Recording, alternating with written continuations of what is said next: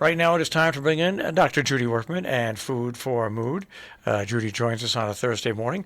Judy has, of course, written many, many books. She is the co-author of Serotonin Powered Diet, serotoninpowereddiet.com. The latest, Journal of a Duck Midwife, also Before Her Voice Was Still, A Friendship in the Shadow of ALS. And we join her this morning in Beantown. Good morning, Dr. Wurtman. Good morning. I just wondered how many more holidays you're going to bring in for today. This is a big one. That's right. But I guess you really could have a green Hamantaschen, which is the pastry people eat on Purim, but you make it green and you could stuff it with corned beef. Maybe. You could do that. Doesn't have to be sweet, does it? As opposed to stuffing it with apricot jelly or shrooms or chocolate. I was always. Does it have to be sweet? I thought this sweet was to commemorate. But can you stuff a Hamantaschen with anything? Oh, sure, but most people make it sweet, and it's supposed to commemorate the kind of hat. Yeah, I guess that a good person named Haman wore. But anyway, it's a fun. Interestingly enough, very observant Jews feel it's a day in which they are allowed to, and indeed should become somewhat inebriated. And I was assume that and the fact that people tend to, certainly in this area, enjoy going to bars where they can get green beer. Make it a very interesting day. You can do both. Do you know what I learned is I learned that both Purim and Hanukkah were set by different new moons.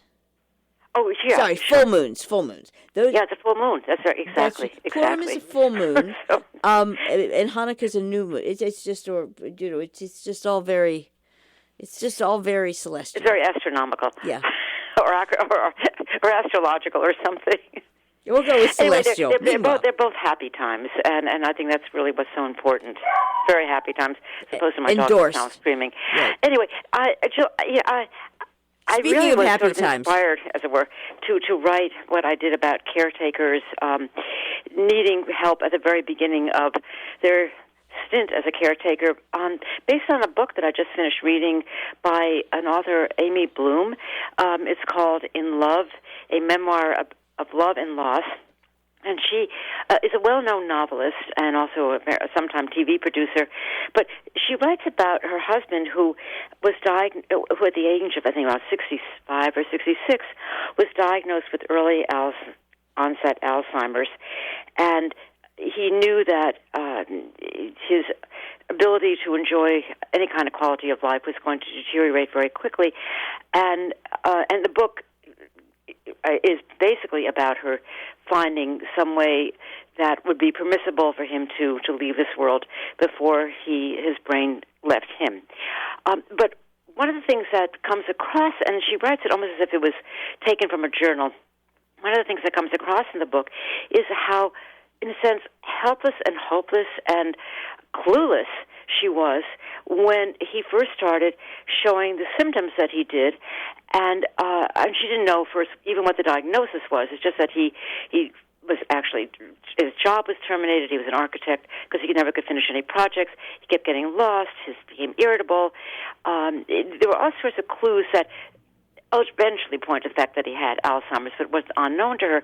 And even when she did find out, she really didn't have any help at all in dealing with the problems. And, what comes across over and over again is that she argues with him about his memory lapses. Oh, no, that really didn't happen that way, she would say to him. Or he would fight about driving the car, and she wanted him not to drive the car because she was afraid to get into an accident or get lost. And there were all sorts of situations where she simply did not know how to respond, how to take care of him the best way possible, preserving his dignity and giving her some respite from the ongoing sorrow and frustration that she felt. And in reading that, I realized that, when people take on the role as a personal caretaker, eventually they learn, more or less, how to do these things, and there are all sorts of caretaker support organizations for people who are caring for members of their family, for example, with Alzheimer's or Parkinson's or any other kind of problem.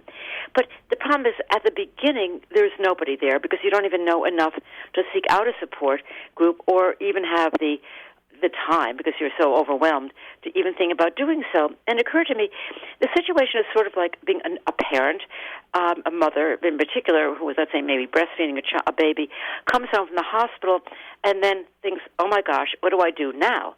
And oftentimes, fortunately, there's somebody, a neighbor, a family member, a grandparent, who says, okay, this is how you do it. Let me help you do this. Let me help you figure out what to do if your baby is crying day and night, or if you are so overwhelmed by sleeplessness you don't know whether it's night or day. But sometimes there's somebody there, oftentimes, to sort of help you during those difficult patches.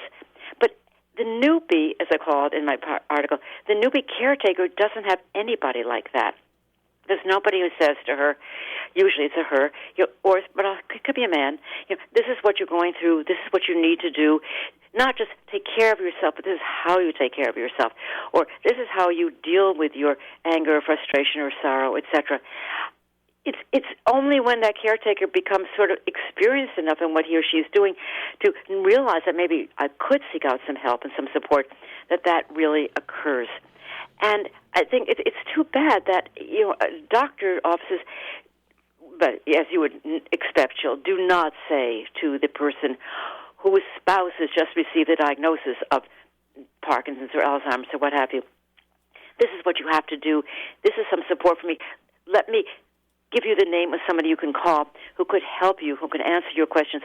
I don't think that ever occurs. And the person is just sort of left there, hanging out alone in solitude. I'm sorry, but this is the same. This is the same system or setup that forgets to tell you that your antidepressants are going to potentially cause weight gain, and what you want to do is make a plan for that up front. Exactly. When you even scratch the surface, I was going to say when you dive deeply, but it's not true. When you scratch the surface of the actual service that you get, in most cases, sadly, from let's just call it the medical industry, it's pretty poor. I'm having an argument right now with the distributor of the gasoline at the local Extra Mart. Simply because there's no possibility that they paid $100 and something bucks a barrel, and so far we've gotten so far it's come down 10 cents, which is pretty exciting. But I don't know that many local residents are spending any of their time calling up and saying, "Hey, guy, really?" Sure. And as a matter of fact, I was speaking to someone there, and it was like, oh, well, it's more expensive in Europe. I'm like, okay. Oh, yes, but. I was like, oh, okay, that's not going to solve this problem, is it? So it's just, it's almost as like people's expectations. If you were fortunate, you would find neighbors, friends, people in the community who would get together and help. And I think, as I said, we were very lucky. Or there's a woman in my neighborhood whose husband has a progressive spinal injury, disease that's affecting his spine, and he's gradually becoming paralyzed. The diagnosis is really pretty dire, and she's beside herself. And some other people living in my neighborhood, we all live sort of in the same buildings, got together with her and said, okay, look, we're here for you. These are some of the things that should help. Just talk about it. Maybe you should, call an occupational therapist to help you figure out what to do in the home. Nobody ever told her that. But it really was, we took the initiative to help her. Nobody in the medical community said, this is what you should really be looking for, seeking for in terms of help. And that should not be. It's fine. And if you're a new mother and somebody says, okay, I'm going to help you, okay, we expect that. But look, there are so many people as we're aging who are going to be in the situation of being caretakers, and there has to be a better way of helping the person who's just entering this unwanted position at the very beginning, so that person can get through without feeling overwhelmed and not being able to deliver the kind of care that she needs or he needs to give. Right, and that is that's it in a nutshell. Let's just say. Right. Anyway, but by the way, it's a very good book, the book that Amy Bloom wrote. I heartily recommend it. So anyway, talk to you next week, back in the warmer climes. All right. Thank you very much. Very good. Dr. Bye-bye. Judy Wurtman, Food for Mood. And you can hear Judy here on Robin Hood Radio every Thursday before This Week in the Lakeville Journal. Also, robinhoodradio.com. Click on demand. Click on Judy Wurtman and Food for Mood.